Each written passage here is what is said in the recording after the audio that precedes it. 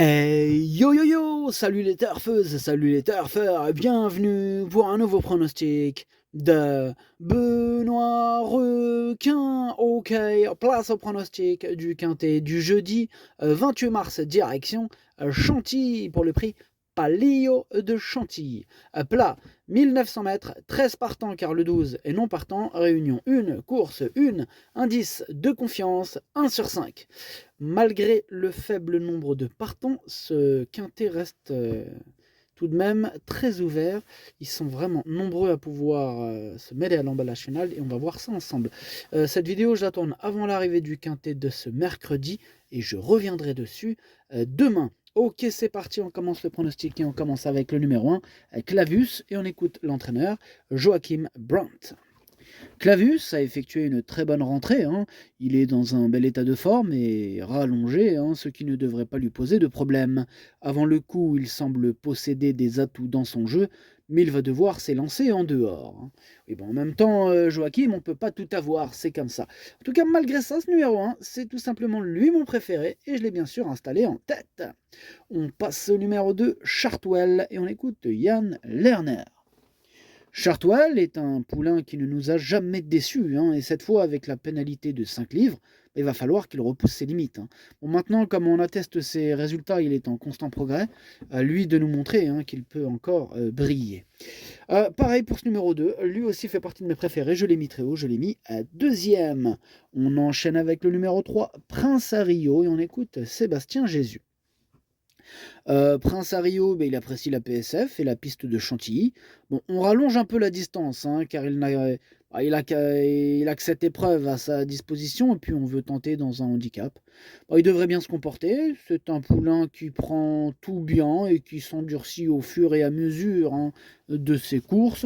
La seule chose qui est un peu contre nous, c'est qu'il n'a pas couru depuis un petit moment, quoi, hein, donc voilà, quoi. Ouais, je vois, hein, donc en espérant qu'il ait la niaque quand même, hein. Bon, c'est vrai qu'on termine sur une note qui sème le doute. Mais malgré ça, je l'ai gardé, hein, je pense qu'il peut faire un truc, moi je l'ai mis sixième. On enchaîne avec le numéro 4, 13e, hein, et on n'aura pas les commentaires de l'entraîneur. En même temps, c'est qui l'entraîneur? C'est André Fabre, hein. Alors lui, il s'en tape, hein. Vous pensez vraiment qu'il va nous aider un jour, lui? Il s'en tape. Lui, du moment que son chat il rentre, qu'il encaisse, hein, il a les virements, il a les queuchés. Le reste, il s'en tape, hein. Merci André Fabre, reste comme tu es. T'es un bon André Fabre. T'as des mecs comme lui, oh, vraiment, waouh! Vivement la retraite, comme on dit. Bref, André Fabre, oui, vivement la retraite. Il est parti pêcher avec Christophe Ferland, hein. Lui aussi, Christophe Ferland, c'est pas mieux, hein. Bref, amusez-vous bien, tous les deux, ils vont bien ensemble, hein. Qui se ressemble, s'assemble. Ah, ça marche bien. Bref, ce numéro 4, du coup, je l'ai gardé, mais en toute fin de combinaison. On passe au numéro 5, Hagler, et on écoute Édouard Montfort. Hagler a ouvert son palmarès dernièrement, mais au regard de ses premières tentatives, nul doute, hein, qu'il devait y parvenir cet hiver. Je lui ai laissé du temps pour récupérer afin d'attaquer les gros handicaps au printemps. Il est certain que j'aurais préféré le voir en 36 de valeur, mais il devrait pouvoir bien courir, il est maniable et mature, des atouts dans ce genre d'épreuve, il faut le suivre. Il faut le suivre, nous dit Édouard Montfort, mais en même temps on ne peut pas tous les suivre, hein. On ne va pas mettre 13 chevaux sur le ticket, hein. Ça commence à... Oh, ça fait cher. Essaye, tape dans la machine, tu vas voir, mets 13 chevaux, tu mets quintet. Mais tu sais quoi, mets le même en flexi 25%. Tu vas voir mon copain que tu vas être obligé de faire un choix. D'ailleurs ce choix, je l'ai fait, hein. S numéro 5, c'est lui mon gros regret. C'est lui mon cheval de complément en cas de non partant. Attention, possible cassage en vue. On passe au numéro 6, Gilles the Dragon, et on écoute Francis-Henri Graffard. Gilles the Dragon, il a effectué une bonne rentrée, il a bien progressé sur cette tentative. C'est un cheval qui sera amené à courir sur plus long à l'avenir, mais il devrait bien se comporter. Eh bien, ce numéro 6 fait partie de mes préférés, je l'ai mis très haut, je l'ai mis à 3e. On enchaîne avec le numéro 7, Safouane, et on écoute Édouard Montfort. Safouane, il n'est battu que de fort peu, hein, pour un meilleur classement lors de sa dernière sortie. Il avait enchaîné des courses assez rapprochées et les 2000 mètres sont une distance limite pour lui. Ici, Pour son premier handicap, il arrive avec un peu de fraîcheur hein, et possède assez de maniabilité hein, pour réussir dans ce genre de tournoi. Lui aussi devrait très bien courir. Merci Edouard Montfort. Pareil, ce numéro 7 aussi c'est un regret, c'est mon deuxième cheval de complément auquel nous partons, attention. On enchaîne avec le numéro 8, Caspia Trip, et on écoute Philippe Sogorb. Caspia Trip, elle possède d'évidents moyens, hein, mais elle demeure assez, comment dirais-je, assez délicate à utiliser dans un parcours. Pour ses débuts, elle est tombée sur un bon lot, hein, tout en ayant dû assurer le train, puis elle s'est imposée à Pau. Bon, en dernier lieu, cela s'est mal déroulé pour elle. Hein. Cela s'est mal déroulé, ouais. Ouais, c'est mal de pour en plus, en plus d'un terrain pas évident. Ouais. Bon, là, il faut la reprendre. Hein. Je la crois en mesure de bien faire à cette valeur. Tout sera une question de parcours. Ouais, une question de parcours, hein, Philippe. En tout cas, moi, ce numéro 8, je ne l'ai pas retenu. Hein. On ne peut pas tous les retenir. Hein. Toujours la même histoire.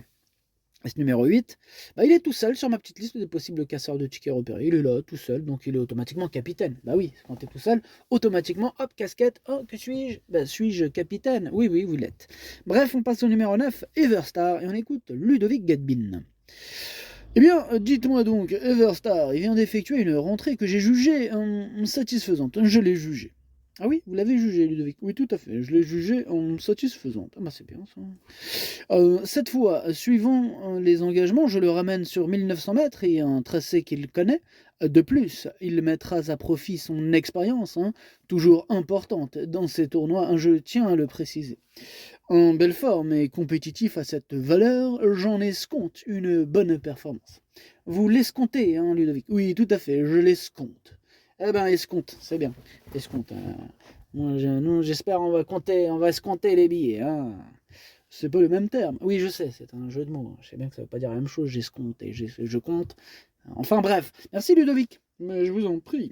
Bref, ce numéro 9, lui, je l'ai pas retenu. Mais bon, après, question de feeling, affaire d'impression. En cas de défaillance. Vraiment, là, question de feeling. On passe au numéro 10, Atrani. Et on écoute personne. Et oui, l'entraîneur, c'est Christophe Ferland. On l'a dit tout à l'heure. Il est parti pêcher avec son pote André Fab, là. Ah, c'est ça. Amusez-vous bien, tous les deux. Ah, ouais. Bref, pareil, ce numéro 10, il est dans le même cas de figure que le précédent cité. C'est-à-dire que je l'ai pas retenu et question de feeling à faire d'impression. On passe au numéro 11, Ganas. Et on écoute Edir Bré. Ganas... Comment dirais-je, Ganas, il m'a fait plaisir hein, en s'imposant en fin de saison. J'attendais ce succès. Bon, ensuite, il a eu droit à du repos. Jeudi, c'est une rentrée face à des adversaires plus affûtés. C'est le point négatif, hein, car il me semble en belle condition tout de même. Il connaît le parcours et je le crois toujours compétitif. Avec une course dans les jambes, j'aurais été bien sûr plus confiant. Ici, j'espère qu'il pourra accrocher une place. J'espère, Eddie Rabré, hein, ce numéro 11, j'espère, parce que je l'ai gardé assez haut. Moi, il me plaît bien. Hein. Je l'ai mis 4e tout de même. On passe au numéro 12, hein, qui est, je le rappelle, non partant. Donc on enchaîne direct sur le numéro 13, Fashion Grey. Et on écoute Henri-Alex Pantal. Fashion Grey, il est dans un bel état. Il reste sur une bonne performance à Toulouse. Hein. Bon, il semble être indifférent à l'état du terrain. PSF, gazon, cela ne le contrarie pas. Il s'est déjà bien comporté hein, dans un handicap cet hiver à Cagnes, à lui de le confirmer, voyez-vous. Ah oui, c'est à lui de le confirmer. Hein. Bon, allez, Fashion Grey, vas-y, on y croit. Hein. En tout cas, moi j'y crois. Je l'ai gardé, hein, je l'aime bien ce Fashion Grey que j'ai gardé en bout de combinaison. Et on termine avec le numéro 14, Tilila, et on aura pas les commentaires de l'entraîneur. Hein. Toujours le même, hein, André Fabre, hein, comme on le disait tout à l'heure, j'allais dire autre chose, mais comme on le disait tout à l'heure, André Fabre, vivement la retraite. Hein. Ah, vivement que tu sois remplacé par quelqu'un de plus bavard que toi. Enfin bref, ce numéro 14, je le garde, je le mets 5e et j'y crois.